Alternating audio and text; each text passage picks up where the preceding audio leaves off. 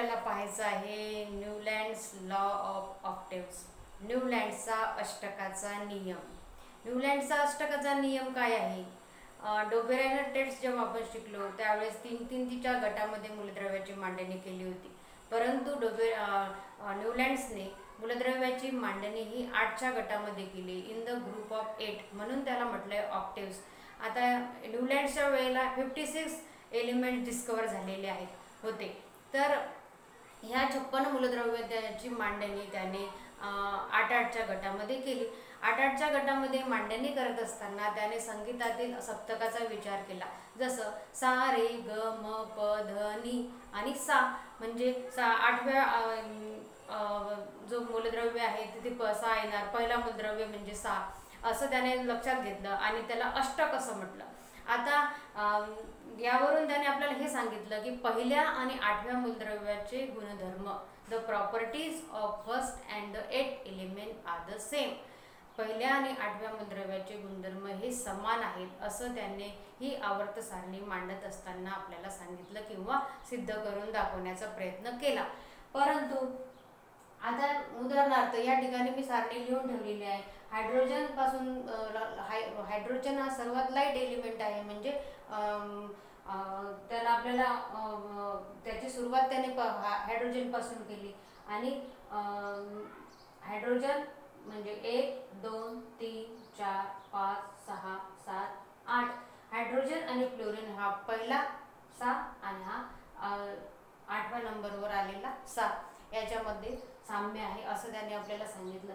परत आपण लिथियम पासून सोडियम पर्यंत जर गेलो तर इथे सुद्धा 8वा लिथियम आणि सोडियमचे गुणधर्म समान आहेत असं आपल्या लक्षात येईल. त्यानंतर बेरियम पासून जर आपण मॅग्नेशियम पर्यंत आलो तर इथे सुद्धा बेरियम आणि मॅग्नेशियमचे गुणधर्म समान आहेत, प्रॉपर्टीज सेम आहेत असं आपल्या लक्षात येईल. परंतु हे असं करत करत फक्त कॅल्शियम पर्यंतच असं लक्षात आलं की कॅल्शियम पर्यंतच मूलद्रव्यांचे जे गुणधर्म आहेत, प्रॉपर्टीज आहेत ते सेम आहेत. नंतर पुढे गेलं तर त्या प्रॉपर्टीज भिन्न आहेत, म्हणजे डिफरंट प्रॉपर्टीज. म्हणजे पुढे जात असताना असं लक्षात आलं की त्या पहिल्या आणि 8व्या मूलद्रव्यामध्ये काही साधर्म्य नाहीये, साम्य नाहीये. आणि दुसरा ड्रॉबॅक म्हणजे या श्रेणीचा, या सारणीचा, की कुठे 2 मूलद्रव्य सुद्धा त्याला मांडावे लागले किंवा ठेवावे लागलं. जसं मित्रांनो आपल्याला माहित आहे की आपल्याकडे जर काही वस्तू ठेवायची असेल आणि आपल्याला त्याच्यासाठी एखादं साधन नसेल तर आपण एकाच डब्यामध्ये 2 वस्तू टाकून ठेवतो आणि म्हणतो की आपण दुसऱ्या वेळेला आपण हे करू, ठेवण्याचा प्रयत्न करू दुसरीकडे. असं त्याने म्हणजे तात्पुरती अरेंजमेंट केली की बाबा जे 2 एलिमेंट एका ठिकाणी ठेवण्यात आले, जसं कोबाल्ट आणि निकेल, हे उदाहरण आपल्याला या ठिकाणी लक्षात घ्यावं लागेल.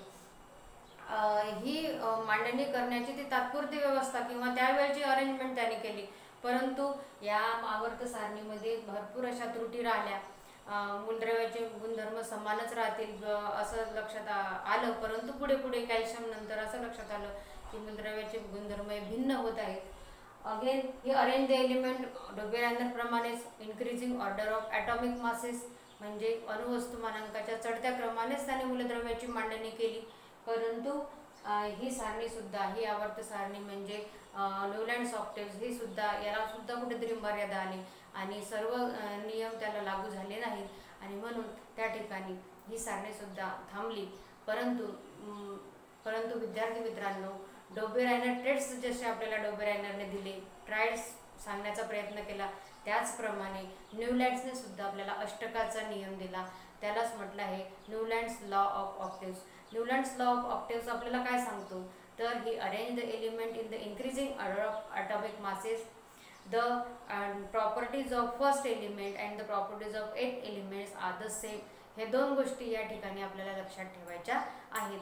आणि पूर्णपणे हे नियम त्याला लागू न झाल्यामुळे ही सारणी जी आहे, ही न्यूलँड्स ऑक्टेव्स जे आहे हे या ठिकाणी फुलफिल झालं नाही आणि म्हणून तिथं सारणीला मर्यादा आल्या, लिमिटेशन्स आल्याने ती त्या ठिकाणीच थांबली. आणि निश्चितच आपल्याला न्यूलँड्स ऑक्टेव्स काय आहेत हे समजलं असेल असं मला वाटतं.